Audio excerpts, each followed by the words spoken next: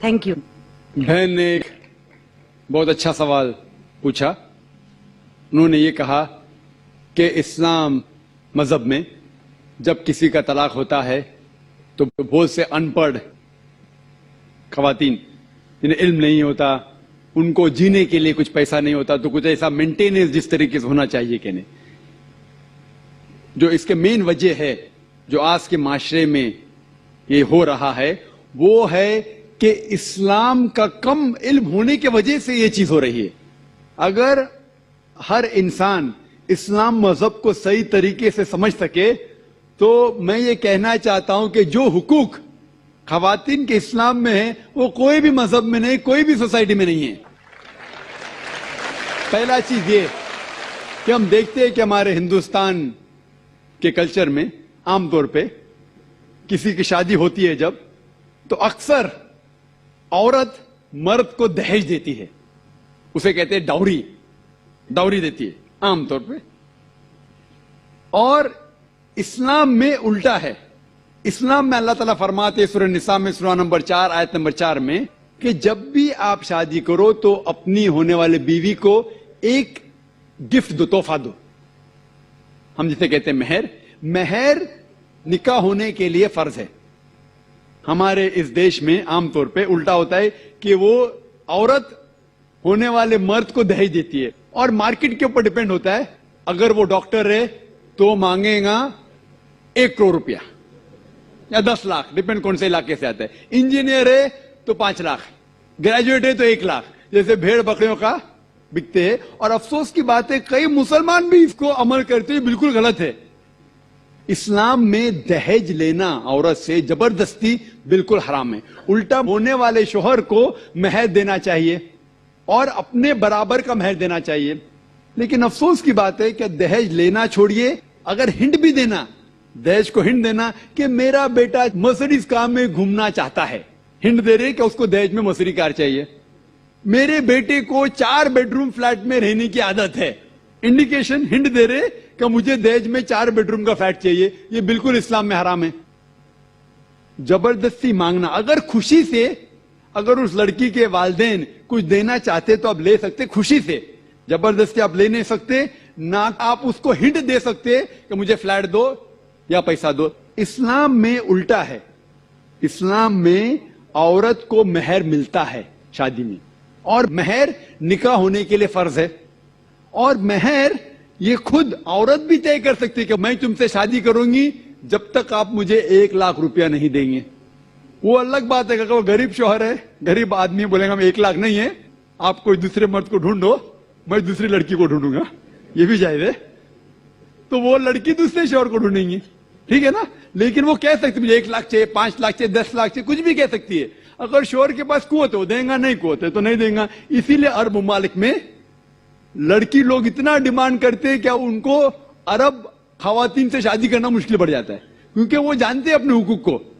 सूरह निसा की सूरह नंबर 4 आयत नंबर 20 के आयत में लिखा है कि आप उन्हें सोने का पहाड़ भी दे सकते हैं मेहर में, और आप उसे एक आयत भी सिखा सकते हैं, वो भी मेहर है।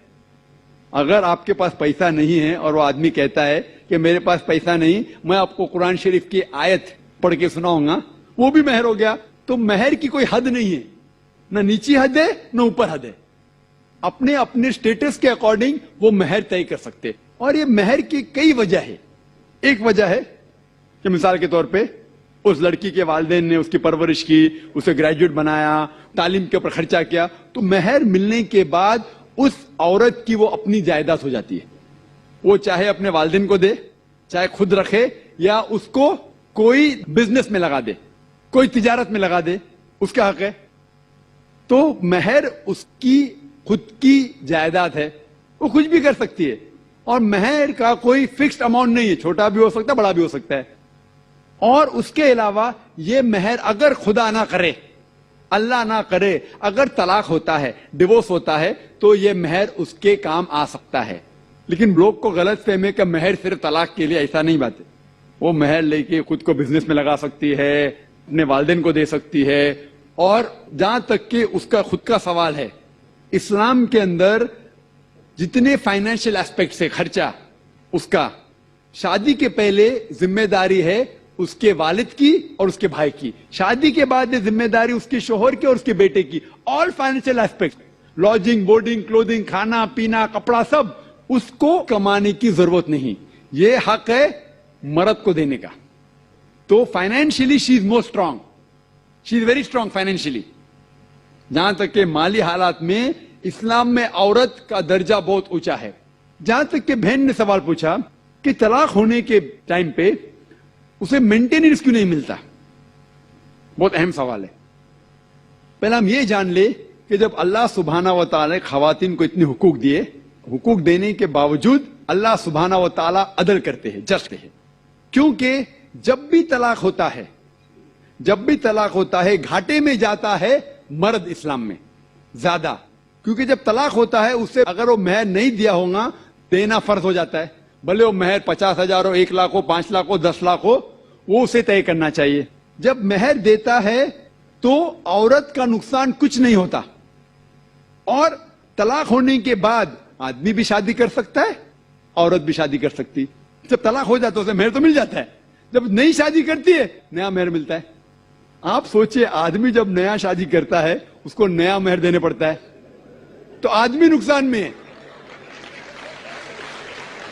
اگر آپ یہ کہیں گے کہ طلاق ہونے کے بعد آدمی مینٹیننس بھی عورت کو دے تو ہم کہیں گے یہ اللہ سبحانہ و تعالی حق کے نہیں ہے, نعوذ باللہ. ایسا کر ہی نہیں سکتے, نہیں تو مجھے لیکچر دینے پڑیں گا آدمی کے حقوق اسلام میں. میں اکثر تقریر کرتا ہوں عورتوں کے حقوق. لیکن جو لوگ اسلام کی بنیادی بات کو نہیں سمجھتے انہیں یہ غلط فہمی ہے کہ عورت کا نقصان ہو رہا ہے. عورت کا نقصان نہیں ہو رہا ہے. اور عورت کو کچھ بھی اگر چیز کی ضرورت ہے, جیسے میں نے کہا, آدمی کا حق بنتا ہے کہ اسے دے. شادی کے پہلے اس کے والد اور اس کے بھائی, شادی کے بعد اس کے شوہر اور اس کے بیٹے. اور اگر یہ نہیں بھی دے تو معاشرے کا فرض ہے کہ عورت کو سنبھالے. معاشرہ نہیں کر سکتا ہے. اگر اسلامک حکومت ہے, حکومت کا فرض ہے کہ عورت کو سنبھالے, اس کی پرورش کرے. یہ اسلام میں. لیکن اگر آپ اس کے بعد کہیں گے طلاق ہونے کے بعد آدمی اسے ہر مہینہ اور 1,000 روپیہ دے, 5,000 روپیہ دے, تو یہ آدمی پہ ظلم ہوئے گا. لیکن جو مہر طے ہوتا ہے شادی کے پہلے نکاح میں, کیا مجھے چاہیے 5 لاکھ روپیہ, اسے وہ سنبھال سکتی ہے. اسے کوئی تجارت میں لگائے اور اس کی آمدنی لے سکتی ہے. اگر کوئی شک ہے کہ ہو سکتا ہے میرا طلاق, کبھی بھی شادی ہوتی تو طلاق کا گمان تو رہتا ہے دماغ میں کہ طلاق ہونے والا ہے, ہو سکتا ہے. لیکن اس کے لیے اسلام نے اسے الحمدللہ کئی چیزیں سے حفاظت کی ہے. تو مہر جو ہے اسے کئی فائدے ہیں. اور اس کے باوجود حدیث محمد صلی اللہ علیہ وسلم کی کہ اگر کوئی آدمی اپنی بیٹی جس کا طلاق ہوتا ہے اس کی حفاظت کرتا ہے تو بہت ثواب ملتا ہے. تو اسلام میں جو طلاق شدہ عورت ہے اس کے لیے الحمدللہ کئی طریقے ہیں جس سے اس کی حفاظت کی جاتی ہے. جو آپ جو کہہ رہے ہیں وہ یہاں کے معاشرے کے بارے میں کہہ رہے ہیں, تو میں کہتا ہوں کہ یہاں کے خواتین کو اپنے حقوق خود پتہ نہیں. ان کی غلطی ہے, اسلام کی نہیں. ہمارے خواتین اور ہمارے مرد خود نہیں جانتے, طلاق کیسا دینا جانتے نہیں. غلطی کس کی؟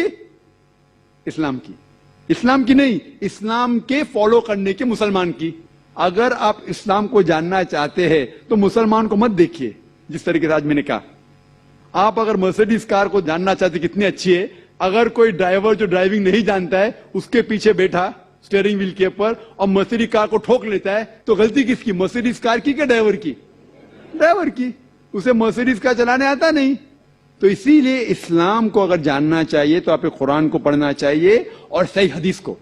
یہ افسوس کی بات ہے کہ کئی مسلمان خود نہیں جانتے قرآن اور حدیث میں کیا لکھا ہے, کس طریقے سے طلاق دینا چاہیے, کس طریقے سے برتاؤ کرنا چاہیے اپنی بیوی کے ساتھ. اسی لیے میں تقریر کر رہا ہوں تو لوگوں کو قرآن اور حدیث کے قریب لے کے آؤں. Hope that answers the question.